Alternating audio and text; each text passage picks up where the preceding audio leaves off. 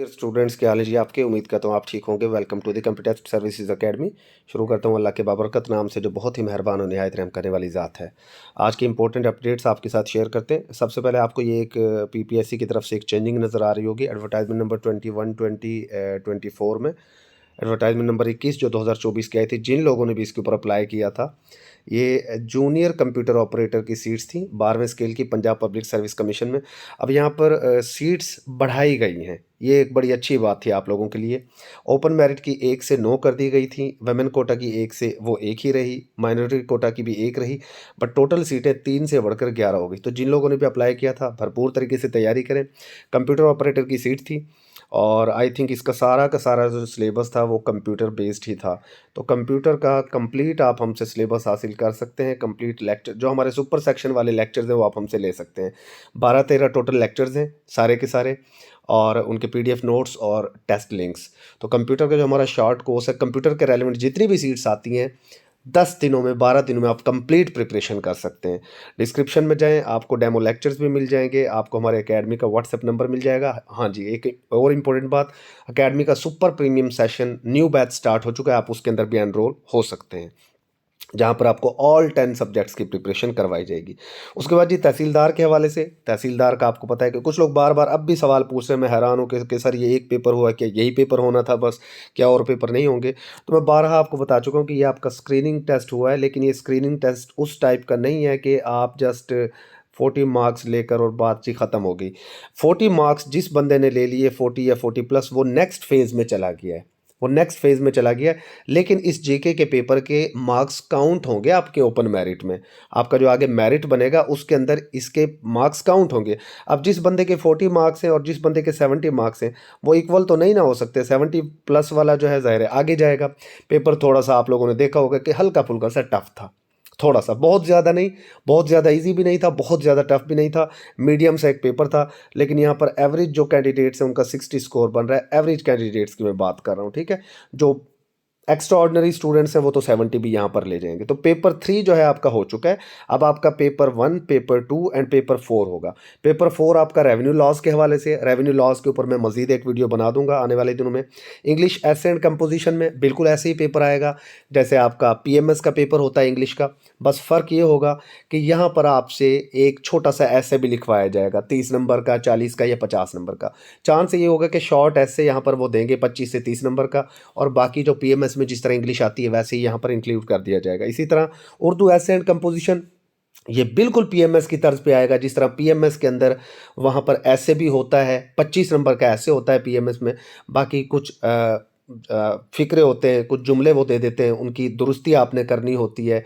और कुछ आपको मुहावरात दे देते हैं कि जी दुकान बढ़ाना, इसका मुहावरा इसका बनाइए, इसको अपने जुमले में इस्तेमाल करें। इसी तरीके से वो एक उर्दू का पैराग्राफ दे देते हैं, उसकी इंग्लिश आपसे वो बनवाते हैं, ट्रांसलेशन उसकी करवाते हैं। तो कुछ 1-2 अशार की तशरीह आपसे करवा लेते हैं, ठीक है। तो इस तरीके से वहाँ पर, और प्रेसी भी आ जाती है, उर्दू में भी और इंग्लिश में, दोनों में ही वो आती है। तो 3 पेपर्स अभी बाकी हैं भाई, ऐसा नहीं है कि एक ही पेपर होना है। ये तो सवाल ये फजूल हो गया ना। उसके बाद कंप्यूटर का जीके एंड जो कंप्यूटर का आपका पेपर हुआ है, आपको पता है यहाँ 30 मार्क्स का तकरीबन कंप्यूटर आया था। तो जिन स्टूडेंट्स ने कंप्यूटर हमारे पास आकर किया, माशाल्लाह उनको काफ़ी हेल्प मिली होगी, मुझे उम्मीद है। देखें, सेम टू सेम क्वेश्चन की स्टेटमेंट आना ज़रूरी नहीं होती। जिन लोगों ने वो 12-13 लेक्चर कंप्लीट सुने हैं, तो मुझे उम्मीद है कि उनको कंप्यूटर के पोर्शन में काफ़ी ज़्यादा हेल्प रही होगी। और मैं आप लोगों से बार बार कहता हूँ कि कंप्यूटर पाक एमसीक्यूज़ की वेबसाइट का भी आपको कर लेना चाहिए, क्योंकि वहाँ पर 200-200 300-300 सवालात पढ़े, काफ़ी आपकी वहाँ से हेल्प हो जाती है। तो अब ये 40 मार्क्स ही इसका मेरिट होगा। जिन लोगों ने पीएमएस का पेपर दिया या तहसीलदार का पेपर दिया, जिसके भी 40 मार्क्स बन रहे हैं, वो पास हो गया जी, वो नेक्स्ट फेज़ के पेपर देगा। सिंपल सी बात है। बाकी जिसके मार्क्स ज़्यादा हैं उसे आगे इसका बेनिफिट मिलेगा। ऐसा नहीं है कि यहाँ पर सब बराबर हो जाएंगे। इंटेलिजेंस ऑफिसर के लिए मेरी तरफ से जी सबको गुड लक है। आज हमारे 1-2 स्टूडेंट्स का इंटरव्यू भी है इंटेलिजेंस ऑफिसर का, इंशाल्लाह आपके साथ शेयर करेंगे। आमिर शहजाद और सगीर, सगीर बल्कि लेबर ऑफिसर का इंटरव्यू भी दे आए थे, वो आपके साथ इंशाल्लाह शेयर करेंगे। सगीर मेरे बहुत ही माशाल्लाह होनहार स्टूडेंट है, पूरा सुपर सेशन लिया, पास पेपर्स भी कर लिए सारे, और 7-8 इकट्ठे टेस्ट उनके अब क्लियर हुए। यही फ़ायदा होता है। उनकी वीडियो भी मौजूद है मेरे चैनल के ऊपर, सगीर कंपी टेस्ट आप लिखेंगे आपके सामने वीडियो आ जाएगी। सगीर कंपी टेस्ट जैसे ही लिखेंगे वीडियो आ जाएगी।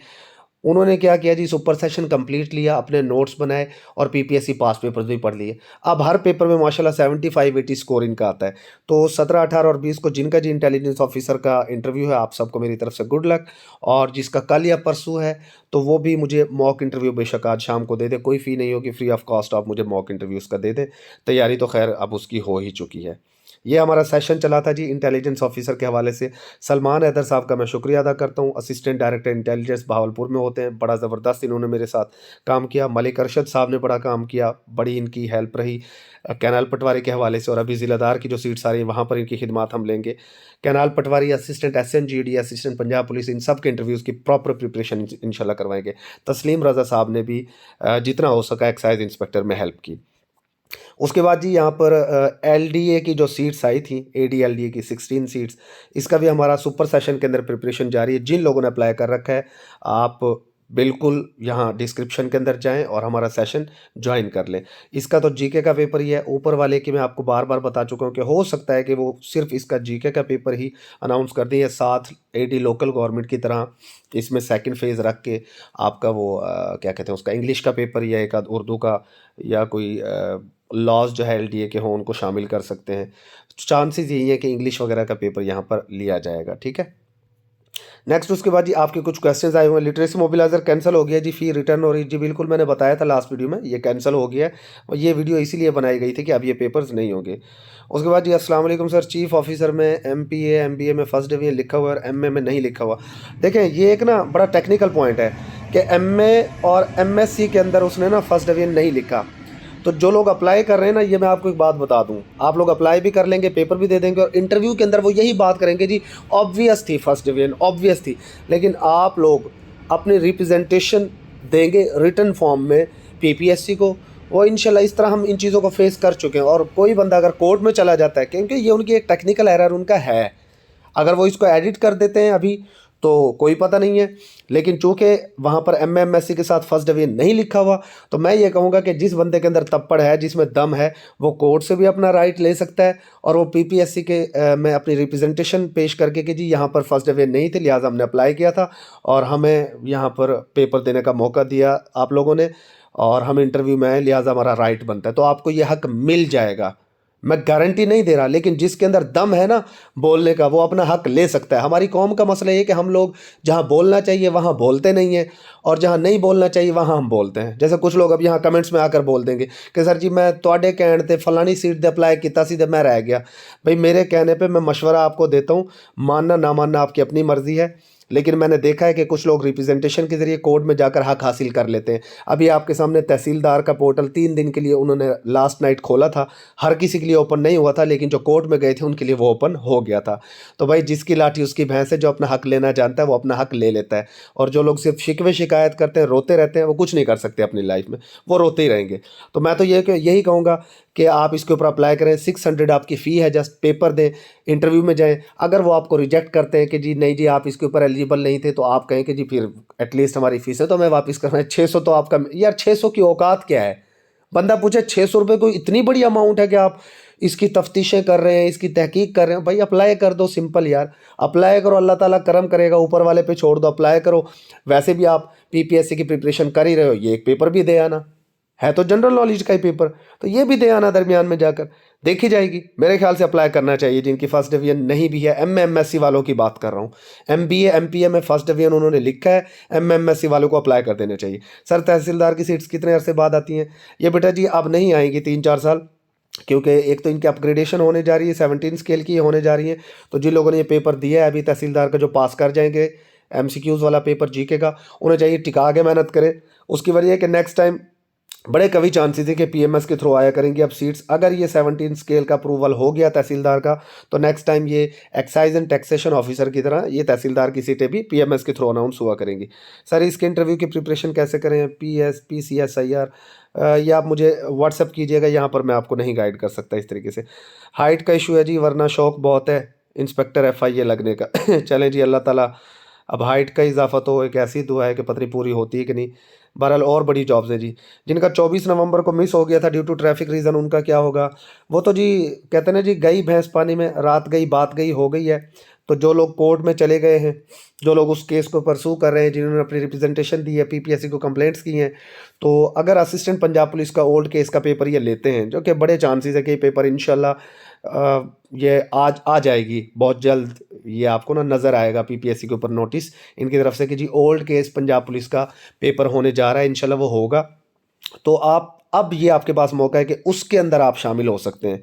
आप पीपीएससी को रिक्वेस्ट कर सकते हैं कि जी हमें इसके अंदर शामिल कर लिया जाए, तो पीपीएससी चाहे तो एडजस्ट भी कर सकता है।